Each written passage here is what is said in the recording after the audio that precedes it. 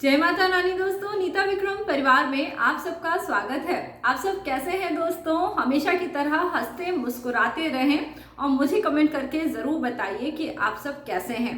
आज दोस्तों मैं आपके लिए गुरुवार के व्रत की विधि लेके आई हूँ और साथ ही साथ गुरुवार के दिन ऐसे क्या कार्य करे जाएं जिनसे कि सौभाग्य में वृद्धि हो, संतान अच्छी निकले, पति की तरक्की हो, हमारी विद्या बढ़े, हमारी बुद्धि बढ़े और हमारे घर में देवी लक्ष्मी सदा सदा के लिए वास करे।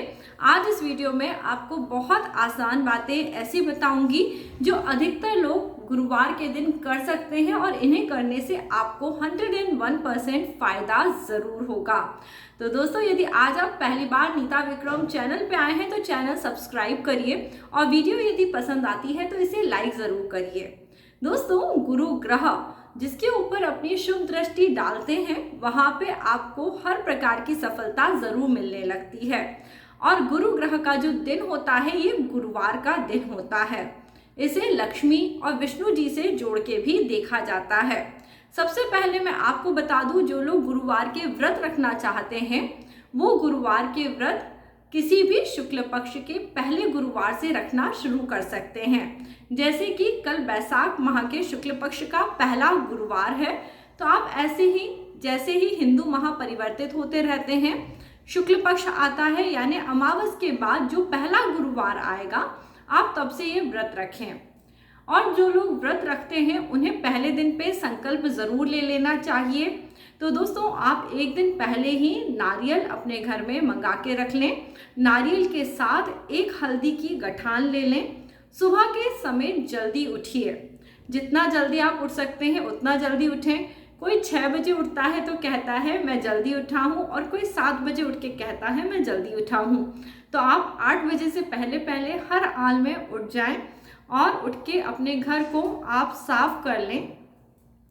दोस्तों, इस दिन पे वैसे तो जो गुरुवार के व्रत की किताब है उसमें लिखा गया है झाड़ू पोछा नहीं करना चाहिए, पर कारण क्या है ये लिखने का कि अगर आप गुरुवार के दिन सुबह उठ के घर का झाड़ू पोछा करने लगेंगे तो पूजा पाठ करने का टाइम नहीं मिलेगा। तो इसलिए आप अपने घर की साफ सफाई जरूर कर सकते हैं। और दोस्तों, साफ सफाई करने के बाद हर एक स्त्री, हर एक बच्ची, हर एक बड़ा जो भी चाहता है गुरु ग्रह की उस पर कृपा बनी रहे, उन्हें गुरुवार के दिन पे अपने नहाने के जल में एक चुटकी हल्दी डाल देनी चाहिए और इस जल से आपको स्नान करना चाहिए। आप देखेंगे खुद ही आपको इतनी पॉजिटिविटी फील होगी, क्योंकि गुरु ग्रह जीव कारक भी होता है। और जब आपको गुरु ग्रह से पॉजिटिविटी मिलती है तो आपकी लाइफ में हर प्रकार से आप प्रोग्रेस करने लगते हैं। तो आप नहाने के पानी में एक चुटकी हल्दी डाल के स्नान करिए। स्नान करने के बाद दोस्तों आपको अपने घर में पूजन करना चाहिए। विष्णु जी और लक्ष्मी जी का पूजन विशेष होता है। आप यदि गुरुवार का व्रत रख रहे हैं तो पहले गुरुवार में नारियल रखें, हल्दी की गठान रखें और वहां संकल्प लें कि आप कितने गुरुवार के व्रत करना चाहते हैं। देखिए, गुरुवार के व्रत 3 तरह से करे जाते हैं। या तो आप 3 वर्ष तक के गुरुवार करिए, 1 वर्ष तक आप गुरुवार के नियमित व्रत करिए, या फिर आप 16 गुरुवार के नियमित व्रत करिए। इनको करने से भी आपको भरपूर फायदा होगा। देखिए, 16 गुरुवार बहुत कम समय होता है, तो जो लोग ज़्यादा लंबे व्रत नहीं रख सकते उन्हें 16 गुरुवार करके ही व्रत रखने चाहिए। और जो लोग पूरे साल भर व्रत रखना चाहते हैं वो 1 साल व्रत रखें, और जो लोग लंबे समय इन व्रतों को रखना चाहते हैं वो 3 वर्ष व्रत रखें। संकल्प लीजिए और फिर व्रत अपना शुरू करिए। अब दोस्तों, गुरुवार का व्रत है तो आप सुबह के समय पूजन अर्चन करें। गुरुवार व्रत की जो कथा होती है वो पढ़ें। अपने घर में दोस्तों जहां आपने विष्णु जी और लक्ष्मी जी को रखा है वहां उनका पूजन करें। उन्हें हल्दी, केसर, चंदन का तिलक लगाएं और आप भोग प्रसाद में केले चढ़ा सकते हैं, पीले फल चढ़ा सकते हैं, पीली मिठाई चढ़ा सकते हैं। इस प्रकार से भोग प्रसाद लगाएं और पूजन अर्चन करें। कोई भी चीज़ दोस्तों हमें बहुत मुश्किल नहीं बनानी है, जितना हो सके आसानी से हमें पूजा पाठ करना है। आपके घर के आसपास जहाँ भी केले का पेड़ हो उस केले के पेड़ को ज़रूर सींचिए। गुरुवार के दिन दोस्तों, चाहे आप व्रत रख रहे हैं या नहीं भी रख रहे हैं, यदि आप हमेशा गुरुवार के दिन केले का वृक्ष सींचने लगते हैं तो आप पे गुरु ग्रह की बहुत कृपा होती है।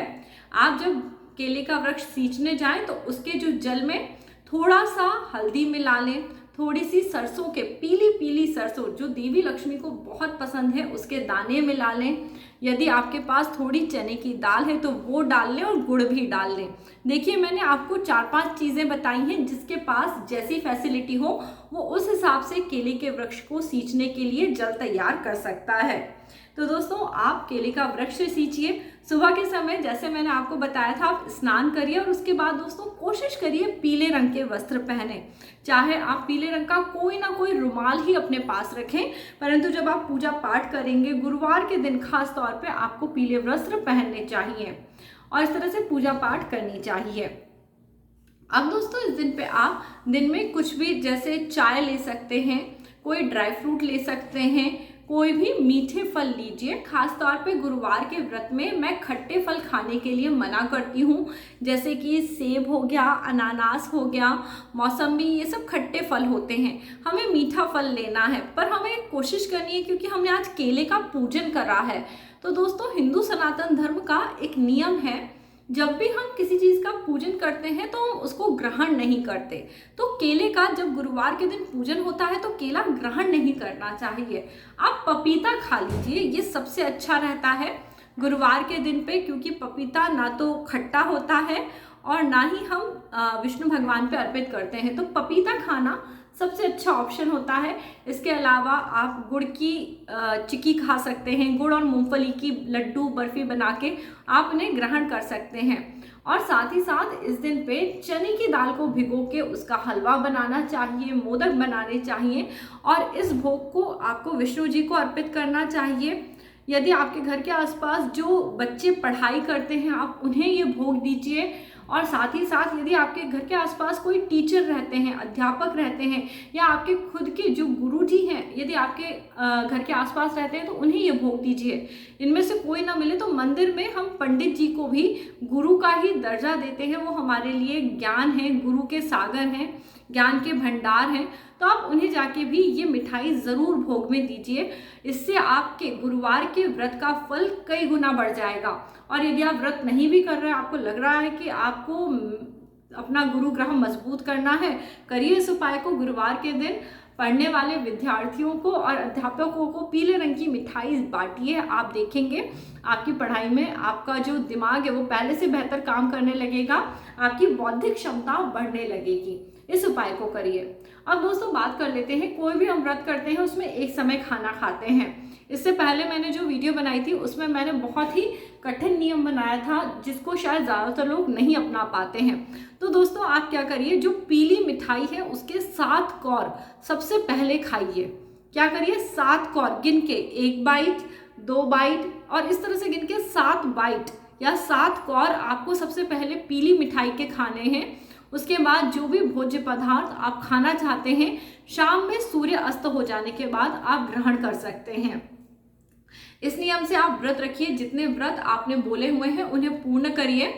और जो लोग मुझसे पूछते रहते हैं ये जो हल्दी है और नारियल है इसका हमें क्या करना है, जब हम कोई चीज़ संकल्प के साथ शुरू करते हैं तो इस चीज़ को दोस्तों आप एक पीले कपड़े में बांध के अपने घर में सेफली या तो पूजा के स्थान पे रखें या कहीं पे भी आप ये संकल्प का नारियल रख सकते हैं। जब आपका संकल्प पूर्ण हो जाएगा उसके बाद इस नारियल को जल प्रवाहित कर सकते हैं, इसे मंदिर में दान कर सकते हैं। और ऐसे ही दोस्तों इस व्रत का उद्यापन भी मैं आपको बहुत ही सिंपल और आसान बता रही हूँ। जब आप इस गुरुवार के व्रत का उद्यापन करें तो आप ये पीला ही भोजन बनाएं, चाहे आप चने की दाल का हलवा बना लें, मोदक बना लें। आप इसको अधिक से अधिक विद्यार्थी और अध्यापकों में बांटिए, मंदिर में इस चीज़ का दान करिए, अपने घर में पीपल की लकड़ी से आप हवन करिए। गुरुवार के दिन दोस्तों आप व्रत रखें या ना रखें, कम से कम आधा घंटा 1 घंटा आपको गुरु ग्रह के मंत्र का जाप जरूर कर लेना चाहिए। ओम ग्राम ग्रीम ग्रोम सह गुरुवे नमः।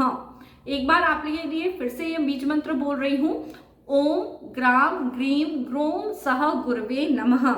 इस मंत्र को आप बोलते हैं तो आपके घर से जितनी नेगेटिविटी होती है, आपकी लाइफ से जितनी नेगेटिविटी होती है वो दूर होने लगती है। इसके अलावा जब आप उद्यापन करेंगे आप पीतल के बर्तन का दान कर सकते हैं, पीले वस्त्र रुमाल का दान कर सकते हैं, पीले चंदन का दान कर सकते हैं, चने की दाल का दान कर सकते हैं, हल्दी का दान कर सकते हैं। जो भी ये सामान मैं आपको बता रही हूँ, जितनी आपकी शक्ति हो। देखिए, सबकी फाइनेंशियल कंडीशन एक जैसी नहीं होती, पर हमें सोचना चाहिए। यदि हम 1 या 2 लाख कमा रहे हैं और हम 50 रुपए की चीज़ का दान करें तो ये सही नहीं है। हमें अपनी शक्ति के अनुरूप दान करना चाहिए। अगर आप कम से कम लाख रुपए कमा रहे हैं तो 500 का तो दान करिए। यदि आप 25,000 कमा रहे हैं तो कम से कम 100 का तो दान करिए। थोड़ा दान पुण्य देते वक्त अपना मन और अपने हाथों को खुला रखना चाहिए, तभी हमारे पूजा पाठ सफल होते हैं। क्योंकि जितना दान हम खुले हाथ से करते हैं, अच्छे दिल से करते हैं, उससे कई गुना ईश्वर हमें देते हैं। आप इस बात का विश्वास रखिए। आपका ये जो दान पुण्य है ना, ये बहुत अच्छा है आपके लिए। पर हाँ, खुले हाथ से दान पुण्य करिए, एक रेशो प्रोपोर्शन में करिए। कोई भी चीज़ ऐसा नहीं होता कि हम बहुत ज़्यादा करें या बहुत कम करें, ठीक है। इस व्रत को करने से आपको बहुत फायदा होगा। जिन लोगों की मैरिड लाइफ में प्रॉब्लम चल रही है, वो प्रॉब्लम दूर होंगी। व्रत करें ना करें, दिन का रूटीन ऐसा ही रखिए। कोशिश करिए गुरुवार के दिन पे घर में कोई भी तामसिक चीज़ें ना आप ग्रहण करें। आप प्याज लहसुन ना खाएं। यदि आपको लगता है आपके पति पत्नी के रिलेशन अच्छे नहीं हैं, आपकी संतान संबंधी कोई दिक्कत चल रही है, आपके घर में बच्चों को पढ़ाई में, एजुकेशन में दिक्कतें आ रही हैं, या फिर आपका यश नहीं बढ़ रहा, आपके घर में सुख समृद्धि नहीं आ रही है, स्थायी धन, दोस्तों जो स्थायी लक्ष्मी होती है वो यदि आपके घर में नहीं आती है, यानी कमाते तो बहुत है पर यानी जितनी कमाई होती है उससे ज़्यादा खर्चा हो जाता है, तो इस तरह के घर में यदि आपको दिक्कतें आती हैं तो आप गुरुवार के दिन इस प्रकार से अपने दिनचर्या को बनाइए। आप देखेंगे कि बहुत ही जल्द आपके घर में जो भी प्रॉब्लम्स आ रही थी वो दूर हो जाएंगी। और जब आप कांस्टेंट रूप से गुरु ग्रह को अच्छा करते चले जाते हैं तो आपकी विजडम, आपकी बुद्धि अच्छा काम करती है और ऐसे लोगों की लाइफ में तरक्की बहुत आसानी से आ जाती है। बोलते हैं ना, जो सुख संपत्ति है वो भी वही वास करती है जहाँ पे सुबुद्धि होती है। हमारे बड़े बुजुर्ग हमें हमेशा आशीर्वाद देते थे, सदा सुखी रहो, सद्बुद्धि मिले। इस प्रकार से जो आशीर्वाद बड़े बुजुर्ग देते थे ना, वो भी गुरु ग्रह होते हैं। तो ऐसे आशीर्वाद लेने का मौका बिल्कुल मत चूकिए। अपने घर के बुजुर्गों का मान सम्मान करिए, आदर करिए। आज का ये जो वीडियो था, ये गुरु ग्रह को लेके और आपके जीवन के गुरु को अच्छे करने को लेके था। आपको यदि वीडियो दोस्तों अच्छा लगा होगा तो मुझे ज़रूर बताइए। आपके यदि कोई सवाल होंगे तो कमेंट सेक्शन में लिखिएगा। अगला वीडियो बना के आपके साथ शेयर करूंगी कि क्या जवाब हो सकते हैं। साप्ताहिक वार के व्रत की ये सीरीज आगे बढ़ेगी। कल हम बात करेंगे शुक्रवार के व्रत के बारे में। तो नीता विक्रम चैनल वीकली व्रत या हर दिन के व्रत कैसे करे जाते हैं, ये आप ज़रूर सर्च कर सकते हैं जब भी आप कोई व्रत पूजा पाठ शुरू करने वाले हों। जय माता रानी दोस्तों।